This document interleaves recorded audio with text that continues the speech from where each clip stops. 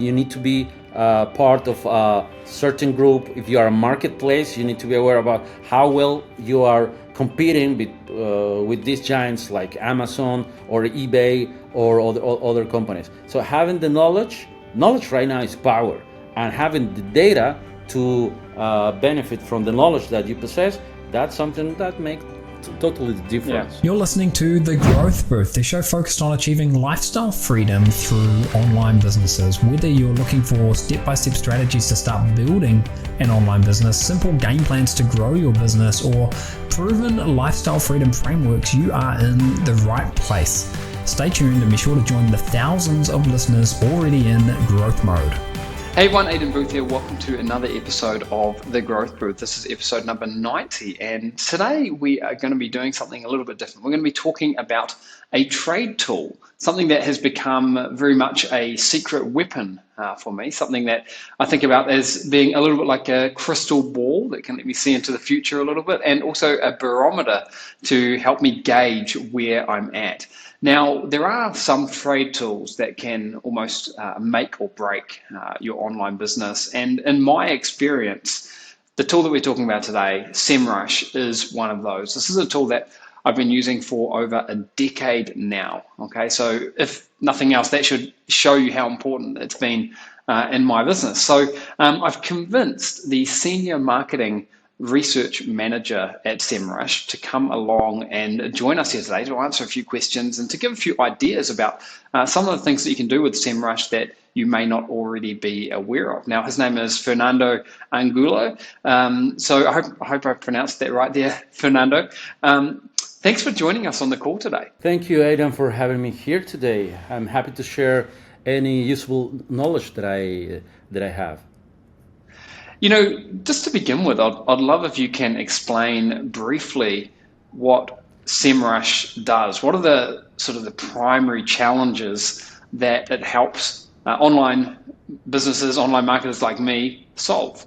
In a short way to say it, SEMrush is an online visibility platform. It's a SaaS platform that enables business globally to run search engine optimization, pay-per-click, PPC, content marketing, social media, and competitive research campaigns. You can get from SEMrush measurable results. You can see how your environment is working in a concrete niche. You can see insights and solutions. You can build your own platform using our API solutions as well, API data. You can manage your team. You can work across different channels, different marketing channels, and of course you can see what is happening now and create a forecast for, okay, I want to go the next 3 months or 6 months with this strategy. You can forecast those results as well. So just in a few words, SEMrush is an online visibility platform. If you want to be visible, you need to use tools to do that in this online industry. Yeah, you know, you've touched on a few of the different ways that we use SEMrush in our business. I think one of the main ways that come to mind is we sort of try to establish guide rails, if you like, with our content marketing. I think it's easy to fall into the trap of saying, you know, I'm going to create a blog post about this, or I'm going to publish such and such e-commerce product without putting any thought into, am I ever going to be able to get ranked for the keyword associated with that blog post? And if I did get ranked, is there actually any traffic there? So we use it as a research tool, and this is where I think about a little bit like a crystal ball, because I can see, okay, well, this particular keyword that I might want to build a blog post around has got an estimated search volume, so a certain number of people searching for it, and it's got a difficulty level of whatever that may be, and then I can sort of use that to strategically plan out my content. And I think in the past, and a big mistake I've seen a lot of people make is they just put content on the web and then expect traffic to come, and it may have worked 20 years ago, but it doesn't work now. So that's one of the ways that we use SEMrush. Another thing that we use it for is a bit like a barometer or a feedback mechanism, and lets me know if I'm on the right track. So if we've gone out there and we've put a content marketing plan in place and we've said, look,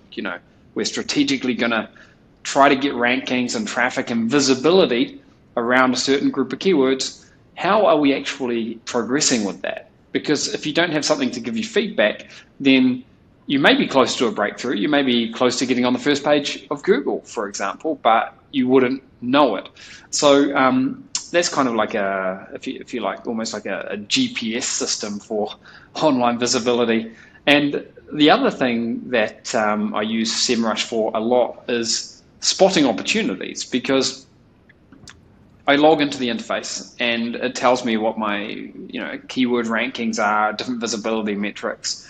And sometimes I spot one which is close to becoming highly visible, so close to becoming a keyword that's right at the top of Google. In fact, I found one the other day related to a baby monitor, and I wasn't expecting us to get any rankings for that, but I saw, we're starting to get pretty good rankings. If I put just a little bit of effort into this, then we can get much higher rankings and cash in with more traffic as a result. So that's some of the ways that I've been using it lately, and I know that some of the audience who listen to this podcast would be able to use it in a similar way.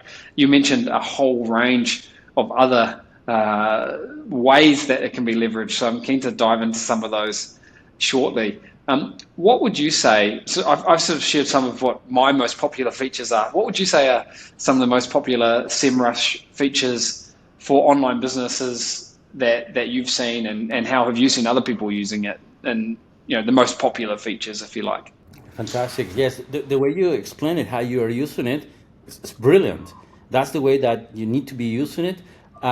Creating this plan and then the action points, the strategy behind your plan to accomplish that plan is fantastic. In the way of content creation, in the way of establishing that barometer where you say, okay, I can go this way or that way, having that holistic view about what is happening in your industry. That's a great way to start. Actually, when people are using SEMrush, they are using it for several purposes. But the most interesting part, I will say, well, for me, because I'm a market research manager for the last 5 years, I'm in the digital marketing world for the last 10 years, is to start with a goal.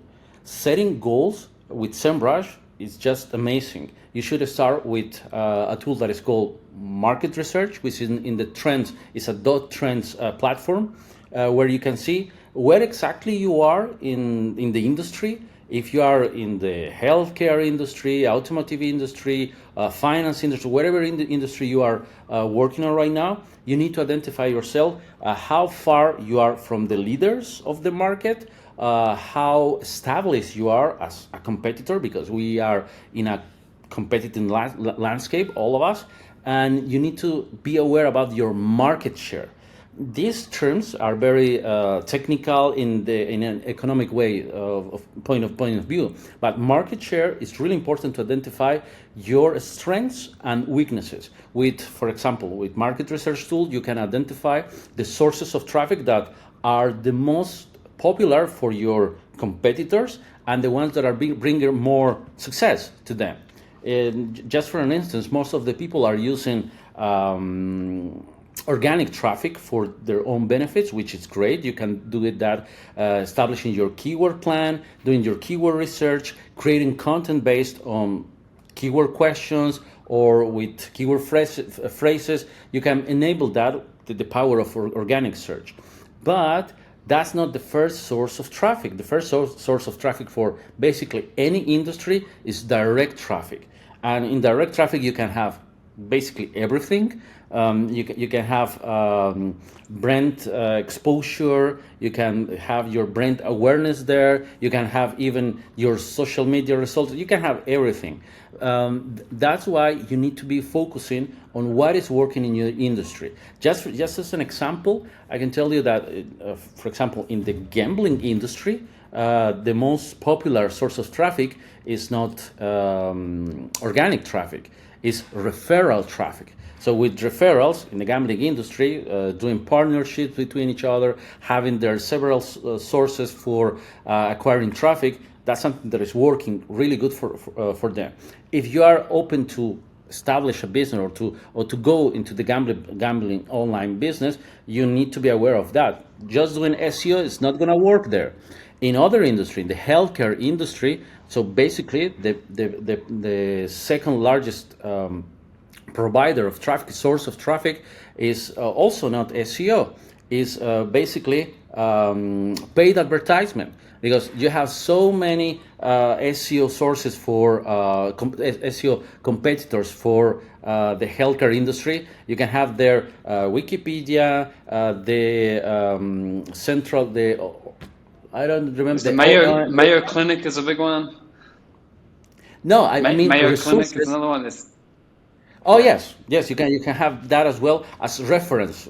You have so many reference, but you need to be aware that most of the clinics are doing paid advertisement there. So you need to be sure that, okay, I'm gonna be running some ads here. How expensive it's gonna be? How large I need to be my budget for this year or for the next 6 months to be, and in which platforms that I need to promote my services. So all that spectrum of goals needs to be at the very start of your online overall strategy.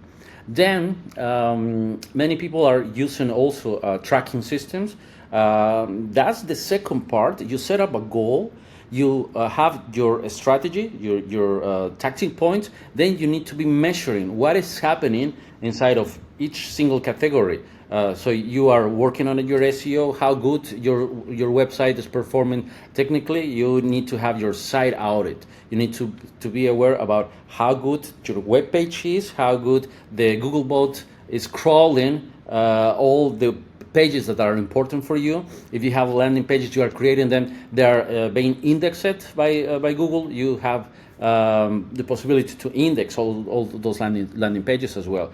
Then you need to track your results in paid advertising as well. You need to see how well your budget is running, not only because you are spending money, but you need to see how good you are spending your money. You need to be aware about the ROI of the money that you're spending, and also see how well your ads are performing in comparison with your competitors. If your industry is large enough to see how all the platforms that your competitors are running ads, let's say not only in the displayed advertisement network or in Google Ads, for example, you can see how well they are doing on Instagram, on Facebook, on YouTube, or how well they're performing on TikTok, for example, or on LinkedIn. You can see all the difference there. From just to finish this part of how to use it, because the spectrum of using SEMrush is huge. You can be aware about how, let's say you have products on Amazon, how well these products are being visible for your list of products, and compare them the Amazon listing that you have with the Google listing that you have. You have your product listing ads on Google. You can check that, okay, maybe it's a good idea to have it on Amazon. Maybe it's a good idea to change the titles, the headers, the description of my product, because this is working here and there. So comparing, measuring, setting up a goal again, tracking all that, that's the holistic system that tools like SEMrush are helping. That's amazing. We've covered a huge amount of things that SEMrush can do right there. If people are listening to this and they want to find out more, by the way, you can head over to thegrowthbooth.com/SEMrush. We'll make sure that we include links to that in the show notes and everywhere where this podcast and video are published. And again, that's thegrowthbooth.com/SEMrush, which is SEMRUSH. Now, I want to recap on a couple of interesting points that you made there. Firstly, I'd never thought about using it for Amazon, but that's a great idea. We sell a lot of products on Amazon. A lot of our the people that listen to this show sell products on Amazon, so that's a good tip. Another thing you mentioned was SEMrush can be used to assess a niche market or an industry, if you like, and give intel about what's working in that niche. So if someone is building a website around, for example, dog training or some very specific topic, they can assess the existing competition, the other pages that are out there right now, and find out where are they getting their traffic, what are the types of keywords that they are going after. Then if you want to go ahead and build your own website around, let's say, dog training, for example, you can use SEMrush a bit like a doctor, where you go into the doctor and you get a full assessment of how healthy you are. SEMrush can do that. In fact, this is something we do on a regular basis, where we run an audit of our website. We identify all the different errors and issues or potential issues that it's got, so we can fix them. And inevitably, when we fix those, we start getting better results. So, for example, it will identify if we've got broken links. It will identify if certain pages haven't been optimized in a very strategic way. And I think about that as a little bit like going to the doctor and having a full body checkup and just seeing how healthy you are.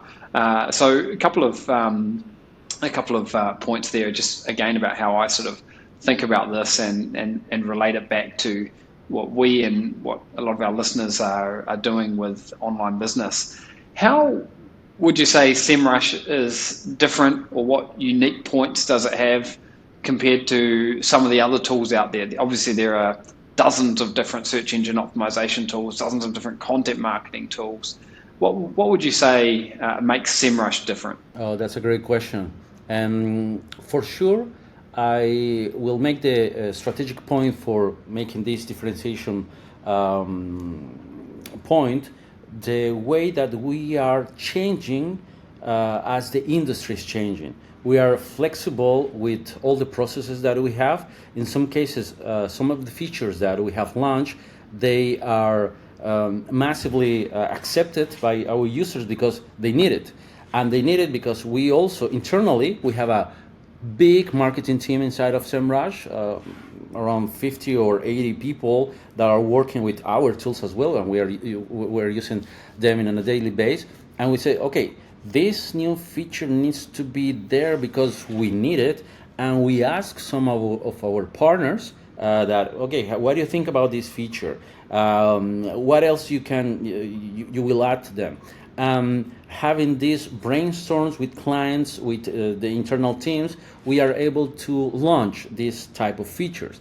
And once we are sure that this feature is finished, we publish it and we see that, okay, that was a really nice feature, right? But that's not always the situation. We are really open to experiments. We promote this cultural thing that is called the experiment culture. That also, when something is not working, we say, okay, it's great that it's not working, because right now we know that one thing is not working. Let's try the next one, and the next one, maybe the next one, maybe in the third or 15 iterations is going to be working. So we work a lot with experiments. Right now, the tools that we have published are the ones that we say, okay, there is a great value with them. But we have other tools that, okay, people are not using them because the industry is also changing. And we are not afraid to say, hey, sorry guys, we need to shut down this feature because there's not much benefit for us, even for you. We're going to be closing it, or we're going to be working to make it better. So this flexibility to change that is one of our key features. If you were seeing, or if you were visiting SEMrush for the last 6 months, in the last 6 months we have changed a lot. If you visit SEMrush in the last 3 years, it's a totally different SEMrush. We have right now a part of SEMrush that is called the App Center. You will see there tons of feature for different startups that are joining to this SEMrush App Center, and they are promoting their services. And our team, they are just reviewing them and say, okay, we don't have this in SEMrush, but this can help you also with your strategy, with your marketing plan.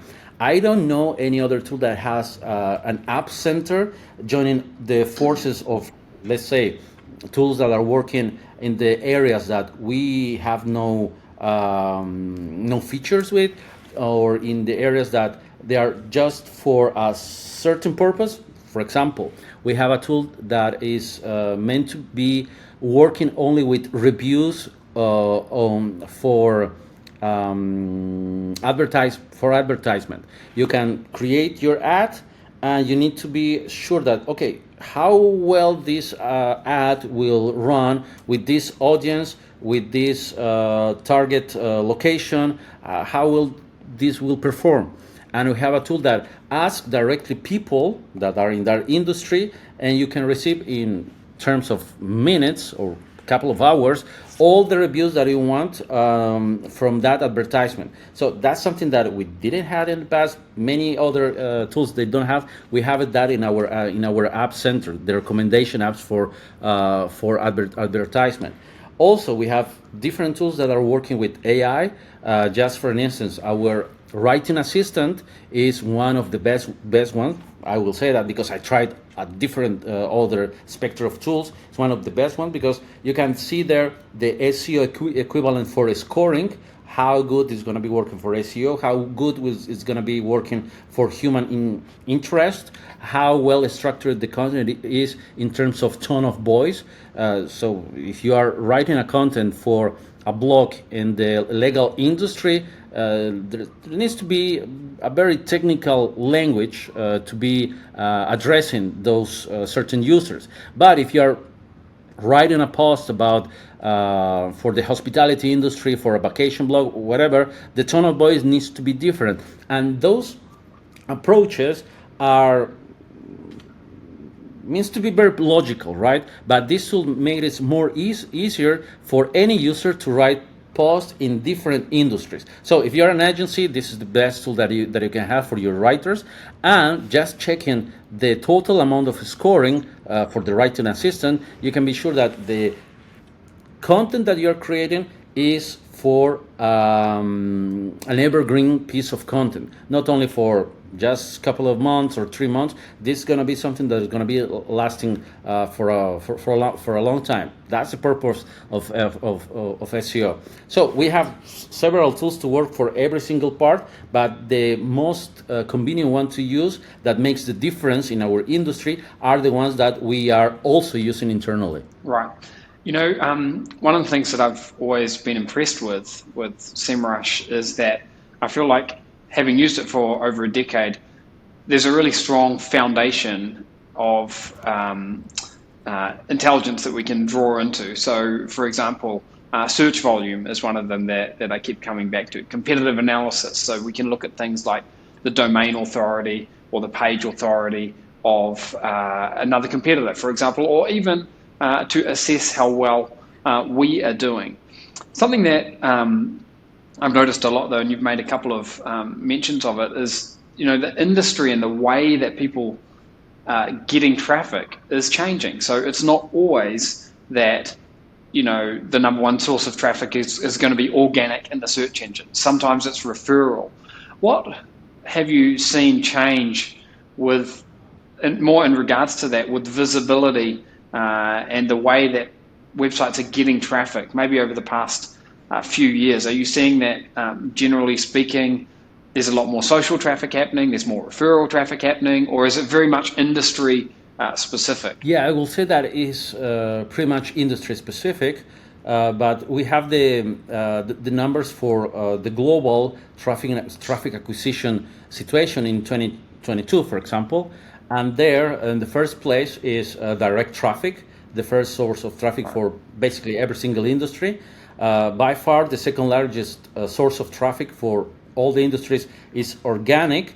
If we go deeper, it's gonna be a certain difference between organic and referral. Then the third largest amount of traffic is referral.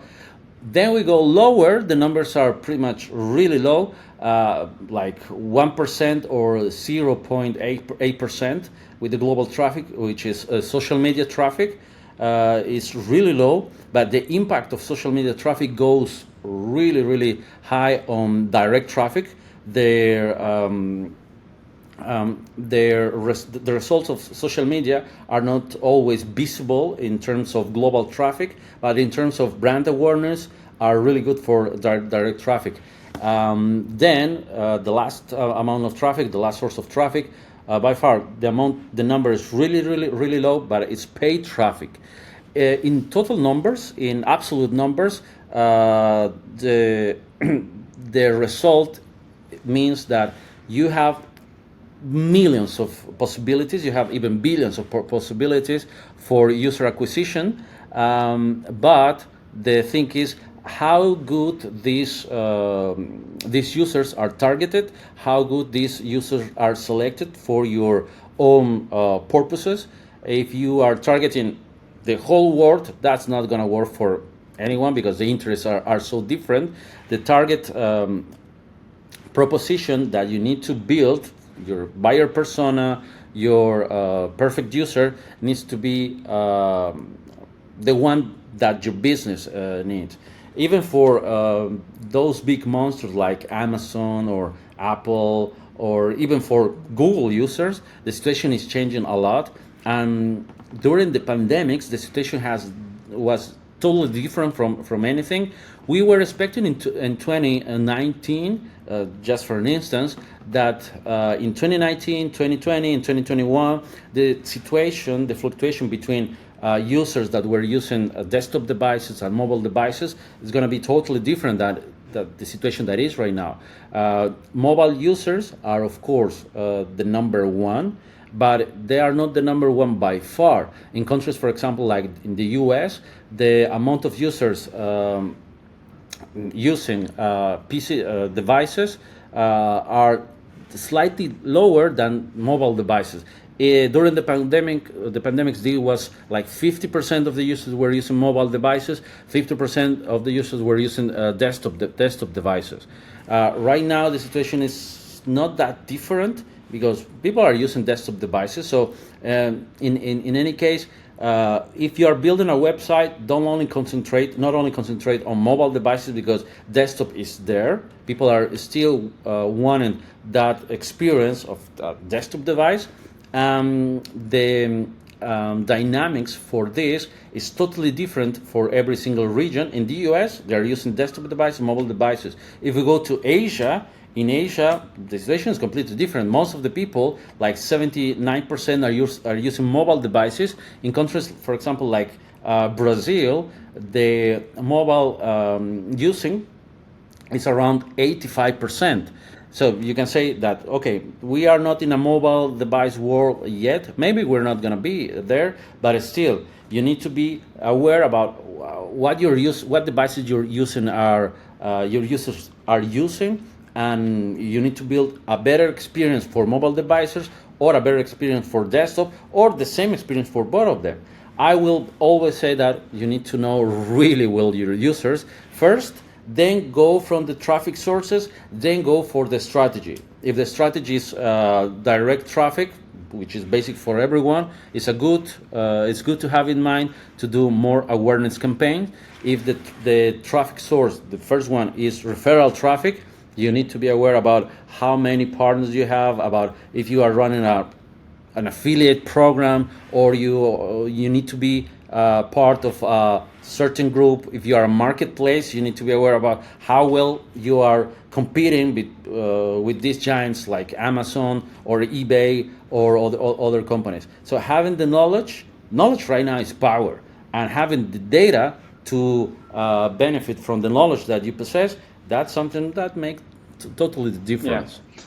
I think if you don't have a tool like SEMrush as part of your marketing toolbox, it's almost like you've got a blindfold on and you're just guessing and just trying to see what happens. But that's a very reactive approach to marketing. Whereas when you start leveraging data and making data-driven decisions, then you're taking a proactive approach to marketing. And to your point about understanding, on a niche by niche or industry by industry level, where the traffic is coming from, as a marketer, this is like gold dust, because I can see, okay, my competitor is getting traffic and most of it is organic. Okay, let's dive into that a little bit deeper, because I only need a tiny slice of the pie to do very well with that traffic. Or maybe I identify that they've got a niche might have a disproportionately high amount of social traffic, even though it's one of the smallest traffic channels. There may be an opportunity there, but I can only discover those opportunities if I've got the tools to help me do it. And you really can't do this unless you've got tools. And I think that's why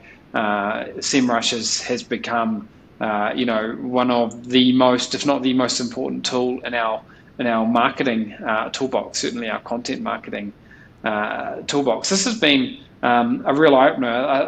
I think that the best thing for people to do if they're interested to learn more would be to go and set up a free trial. And the kind people over at SEMrush have given me a 14-day pro trial, which you can get by going to thegrowthbooth.com/SEMRUSH, SEMrush. Thegrowthbooth.com/SEMrush. We'll include that link with the show notes. And that way you can go in and see firsthand all of the power that's at your fingertips. And the other thing that I'll add, Fernando, you've mentioned a huge amount of different possibilities, things that we could do with SEMrush. One thing that I want to compliment the people over at SEMrush on is when I log in, it's not overwhelming. I feel like, there's a lot here, but I can navigate around. I know how to find things. And to our listeners here, I think you'll experience that yourself if you want to go and take a look at SEMrush. And if you are going to use SEMrush, one of the first things that I would do, if you've got an existing website, is run an audit of it. See where you're performing well. See where you could do better. And that's absolutely something that you could do using the free trial, and also drill down into identifying where some of the different opportunities are that you can leverage. So, Fernando, look, I'm conscious of time here. I don't want to take up too much more of your time, but thank you so much for taking half an hour out of your day today and coming here and giving our audience an overview of some of the things that SEMrush can do. We'd love to get you back in the future and maybe do a deep dive into one or two of the different features, because there is so much that we could talk about here. So once again, Fernando, thank you so much for tuning in here today. Thank you, Aidan, for the invitation. And just to add to that, one of the greatest things about our industry is that you can get the data and you can go as granular as you want. So you want to see the sources of traffic, that's one thing. But you want to go deeper and see the reasons behind the success or the failure of your competitors. You can go exactly to the URL, exactly to the piece of content, exactly to the description of the product that is working really well, or the one that is performing really bad. You can go granular as it is, and you can perform an audit of that single landing page and see that, okay, there's no way that Googlebot is indexing that page, or you can go that, okay, this is being promoted on social media, or how much money the company is investing in promoting that on Google Ads or in Google Ads display network, for example. So going granular as you want is the only thing that is the main thing that you can do in our industry. And if we want to learn more, I also invite all of you to go to SEMrush Academy. We have a great academy. I'm a professor there as well. I have several courses on market research, on content marketing that you can enroll for free, of course. That's fantastic. Thank you, Fernando. Fernando is the Senior Market Research Manager, and I think we can all learn a lot by going and checking them out at the SEMrush Academy. So we'll make sure we include those links as well. That's a wrap for today. I look forward to getting another show out to you next week. Thanks for listening. And as always, you can watch this episode over on YouTube if you want to. Just go to YouTube, do a search for The Growth Booth. You can head over to thegrowthbooth.com, navigate to episode number 90, or you can listen to it wherever you like to listen to your podcasts, on Spotify, on Apple Music, wherever it may be. That's a wrap for this one. I'll see you on the next episode of The Growth Booth. Bye for now.